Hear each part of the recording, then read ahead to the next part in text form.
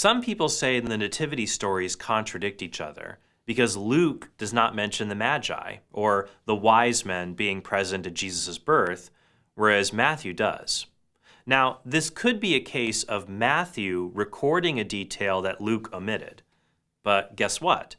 Matthew didn't record the Magi being present at Jesus' birth either.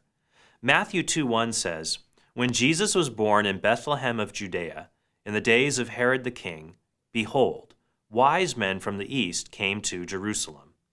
As we can see, Matthew never says that the Magi were present at Jesus' birth.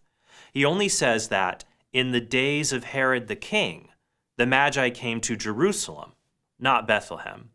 Oh, by the way, Matthew never said there were 3 Magi.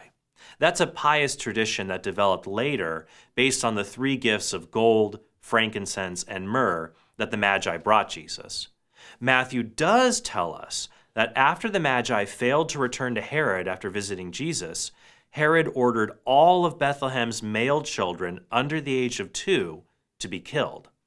If the Magi had gone the 6 miles from Jerusalem to visit the newborn Jesus in Bethlehem and failed to return after a few days, then why would Herod need to kill toddlers?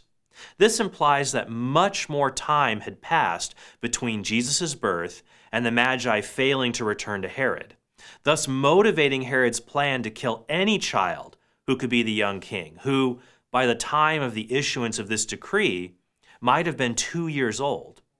Matthew 2:11 says of the Magi, "Going into the house, they saw the child with Mary, his mother, and they fell down and worshipped him."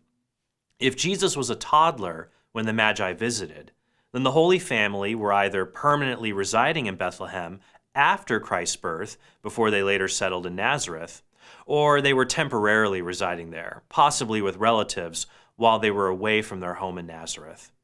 Either way, the detail about the Magi's visit is not a contradiction. Instead, it's a revelation of how God was made known, or became an epiphany, not just for a few people in Israel, but for the whole world.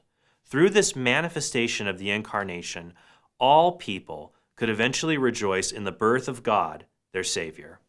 For Catholic Answers, I'm Trent Horn, and thanks for watching.